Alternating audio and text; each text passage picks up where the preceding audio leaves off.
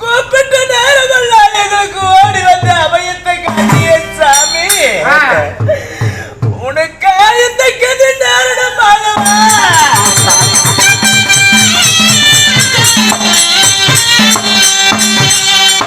பாரா சபை நீங்களே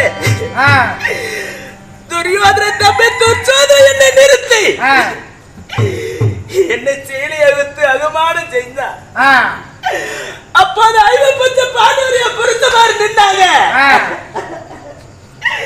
சாமி, உங்களுக்கு வில்லு முறிந்ததா, வீரம் குறைஞ்சதா, உங்களுக்கு தென்னு முறிஞ்சதா, தெகரியும் குறைஞ்சதா? சாமி, என்ன காப்பாத்துங்கள் என்று கெஞ்சினேன், கத்தினேன், கதறினேன். ஒருவரும் வாய் பேசல. அரசவையில் இருக்கக்கூடிய பெரியோர்கள் எல்லாம் காலில விழுந்து மன்றாடி கேட்டேன்.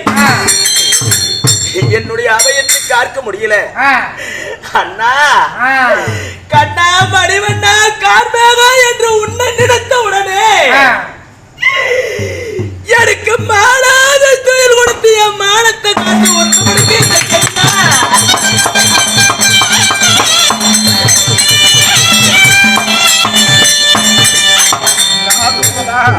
ஐயோ தெய்வமே, கடவுளே, சாமி, ஆகணும்னு ஒரு காலம் வந்தா யானையை பூனை வெல்லுமா? போகணும்னு ஒரு காலம் வந்தா புலிகண்ணை காகம் கொத்துமா? சாகணும்னு ஒரு காலம் வந்தா மண்ணாதி மன்னர்களாக இருந்தாலும் மண்ணுக்குத்தான் நிறையாக வேண்டுமா? இதே வெல்ல யாராலும் முடியாது. அண்ணா, பாண்டவர் எல்லாம் வனத்துக்கு போகும்போது அடுப்பு கல்லு கூட்டி சாதம் சமைக்க கூடாது, அப்படி சமைச்சிட்டா மறுபடியும் 12 வனம் ஓட்டுன்னு சொன்னாங்களே. அந்த நேரத்துல 1வது வனத்துல ஒன்ன கூப்பிட்டோம். கூப்பிட்ட குரலுக்கு ஓடி வந்து அந்த சூரிய தேவனிடத்துல அச்சா பத்திரத்தை வாங்கி கொடுத்தீங்க. அதை வைத்து சாதம் சமைத்து ஒருவேளை உண்டோ? இதை அறிந்த துரியராஜ என்ன செய்தார்? இப்பொழுது காட்டுக்கு சென்றால் தூர்வாசனால் பாண்டவர்கள் சாபத்தை கொடுத்து விடுவார் என்று தூர்வாசனை ஏகிவிட்டார். தூர்வாச மகாமுனிவர் அரண்மனைக்கு வந்து அன்னத்தை கேட்க சாப்பாட்டுக்காக வந்தார். அப்போது குளக்கரைக்கு சென்று குளித்து நீராடி வருவரை எனக்கு அன்னம் அமுதளிக்க வேண்டும் என்று குளக்கரைக்கு சென்றார் தூர்வாசன். அப்போது காலையில் ஒருவேளை சாதம் சமைத்து விட்டோமே, இந்த அச்சாபாத்திரம் மறுபடியும் மறுகாலையில் தானே இந்த அச்சாபாத்திரம் சாதம் சமைக்க முடியும். அப்படி என்று நாங்க அனைவரும் கணவர் 5 கொஞ்சம் பாண்டவரோடு அழுத வைத்தோம். அப்போ ஓடி வந்தீங்க. அம்மா துரோபதா, ஏன் கவலைப்படுற?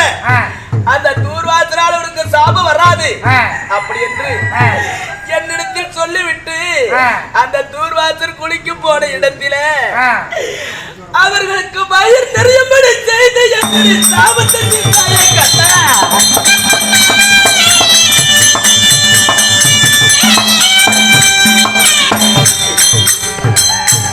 என் உயிரை காத்த உத்தமா,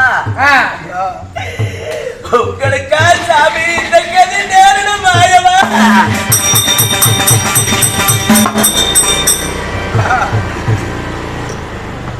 கரியா துடைக்கலாமா, கலஞ்சலமா, கை வலுவை கொண்டு சிறை தூரம் நேர்த்தி பார்ப்பதற்கு விதி முடிந்து விட்டால் யாராக இருந்தாலும் சரி நமக்கு போய் சேர வேண்டும். கடவுளாக இருந்தாலும் அதுதான் நீதி. கிரீதாயுகம் முடிந்து, அதாவது திரேதாயுகம் பிறந்தது, திரேதாயுகம் முடிந்து துபாரயுகம் பிறந்து இந்த துபார யுகத்திலையும் முடித்து அதாவது உலகை விட்டு போக வேண்டிய விதி எனக்கு வந்து விட்டது. அம்மா, அந்த பாண்டவர்கள் எல்லாம் பிரிந்து போக விதி எனக்கு வந்து விட்டது.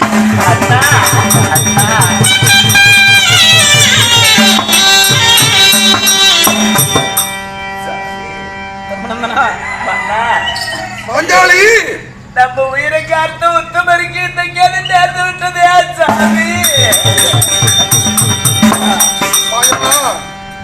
உயிர் போக தருவாயில என்னுடைய யாதவங்களும் எத்தனையோ பேர் இருந்தா, ஆனா என்னுடைய யாதவங்கள சேனையில் அனைவற்ற பேர்களுமே இழந்து விட்டேன். இன்னைக்கு ஒருவர் கூட எனக்கு உதவல. அத்தை மக்களாகிய பாண்டவர்களும் அஞ்சலி திரௌபதியாயுடைய தங்கையும் எனக்கு நான் இறந்த பிறகு எனக்கு செய்ய வேண்டிய இறுதிச் சடங்கு சரிவர செய்து பிடிப்பீங்கன்னு உங்களை வரவழைத்தம்பா. இந்த கண்ணன் எம்பெருமான் உயிர் பிரிந்து விட்டா எனக்கு செய்ய வேண்டிய இறுதிச் சடங்கு சரிவர செய்து பிடித்து விடுங்களப்பா. அப்படியே உங்க சொல்படி செய்யணும் மாமா. உங்களுக்கு செய்ய வேண்டிய ஈவ சடங்குகளை பாண்டவர் உங்கள் பிள்ளையாக இருந்து உங்களுடைய காரியத்தை செய்யற மாமா, முடிக்கிற மாமா. இந்த காலம் அடைந்து விட்டது. இனிமேல் நான் இனிமேல் இப்பூலையில் இருப்பதற்கு எந்த விதமான தகுதியும் அல்ல. அதனால ஏனென்றால் உகத்தை விட்டு கலியுகம் பிறந்து விட்டால் நீங்களும் இந்த பூலையில் ஒருபொழுதும் வாழ வேண்டாம். கலியுகம் பிறந்து விட்டால் உடனே நீங்களும் வந்து சேருங்களப்பா. உங்களுடைய வரவுக்காக நான் எதிர்பார்த்து கொண்டிருப்பேன். அடுத்து கலியுகம் பிறக்குது. இந்த கலியுகத்துல என்னால் வாழ முடியாது அப்படின்னு சொல்றீங்களே மாமா. இந்த கலியுகம் பிறக்குது என்பதை நாங்க எப்படி தெரிந்து கொள்வது?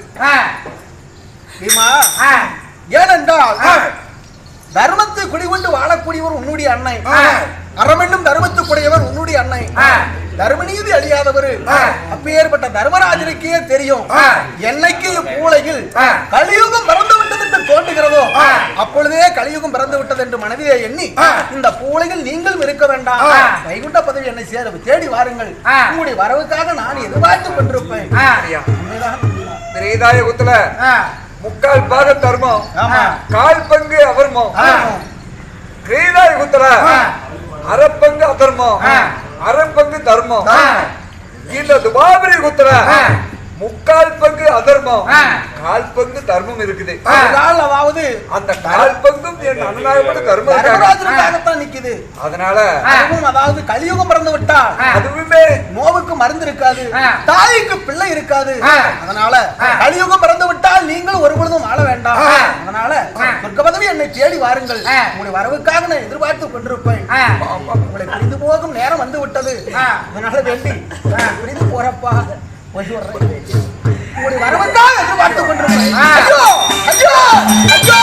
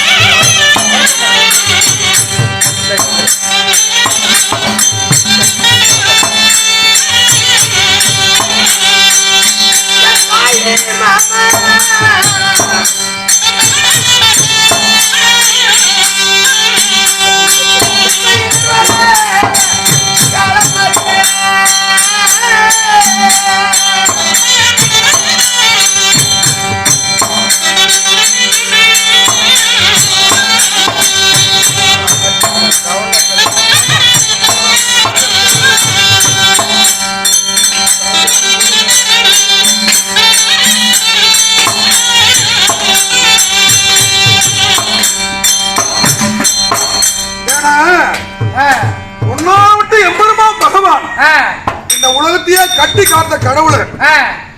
ஏன்னா அவரே இப்போ மூச்சாயி இந்த பொய்யுலகை விட்டு மெய்யுலகம் வைகுண்டம் போயிட்டாரு. வைகுண்ட பதவி சென்றுட்டாரு பகவான். இந்த அம்மா செத்து போன அம்மா பேரு ஜீவாம்மா. ஜீவாம்மா மாறி ஆமா வைகுண்டம் போயிட்டாரு. ஆமா அதனால ஏன்னா பகவானுடைய மடியில கூட்டம் இல்ல தொடர்ந்து வாங்கி போச்சுது. உங்க 2 பேர் இருந்தாலும் இது சபைதான். உங்க கையில் விடுத 100 ரூபாயோ 50 ரூபாயோ 500 ரூபாயோ பகவான் மடி மேல போட்டு அவ பார்த்து தொட்டு கும்பிட்டா அதான் உங்களுக்கு இருக்கும். எத்தனையோ பில்லி சூனி செய்வனைகள் காத்து கருப்பு மழை போல் உடம்பில் நோய் இருந்தாலும் பகவான் பணி போல் நீங்கி நீண்ட ஆயுள் பெற்று நெடுகாலம் பகவான் துணையாளர் அனைவரும் வாழ போறீங்க. பகவான் மடியில் கொடுத்த காட்சி கும்பிடுங்க சாமி.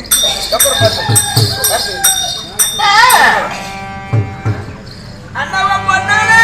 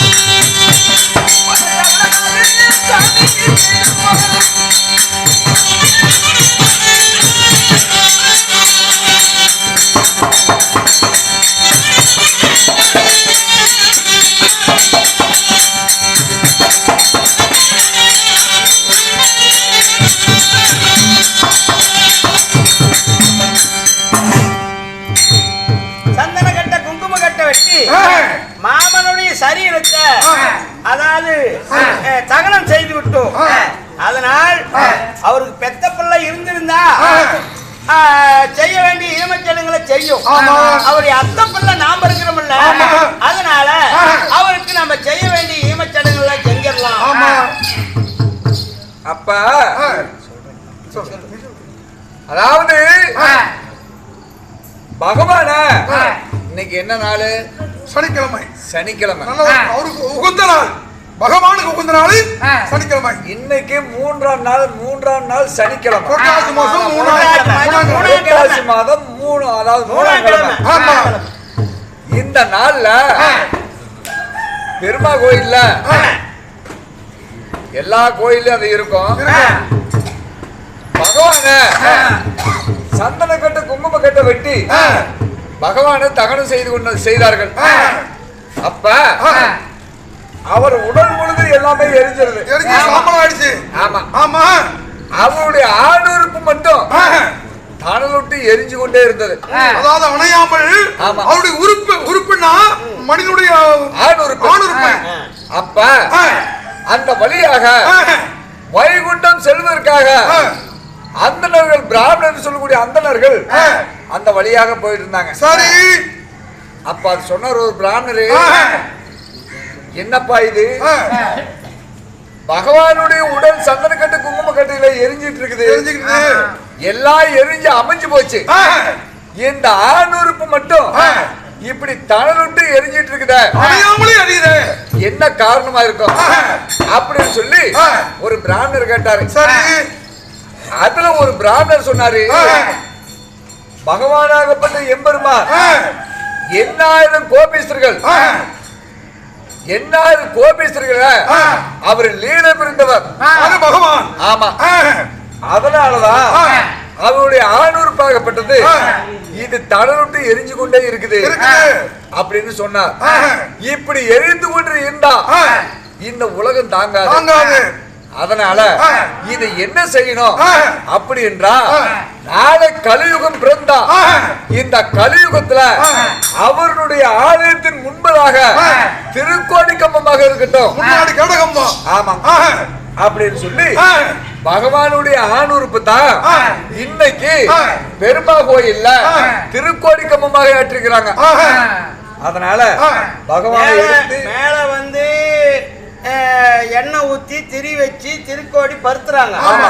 கம்பமாவும் மேல எரிஞ்சிட்டு இருக்கிற மாதிரி. பகவானி உறுப்புகள் திருக்கோடி திரி, திருக்கோடி கம்பம். அந்த கலியுக முடியிற வரைக்கும் பெருமா கோயிலுக்கு திருக்கோடியா இருக்கட்டும் அப்படின்னு அந்த எரியிற நெருப்பை எடுத்து அங்க வச்சிருக்கிறாங்க. இப்ப பகவானை சந்தன கண்ட குங்குமத்தை வெட்டி தகனம் செய்து ஆண்டவர்கள் பகவானை தகனம் செய்து விட்டார்கள்.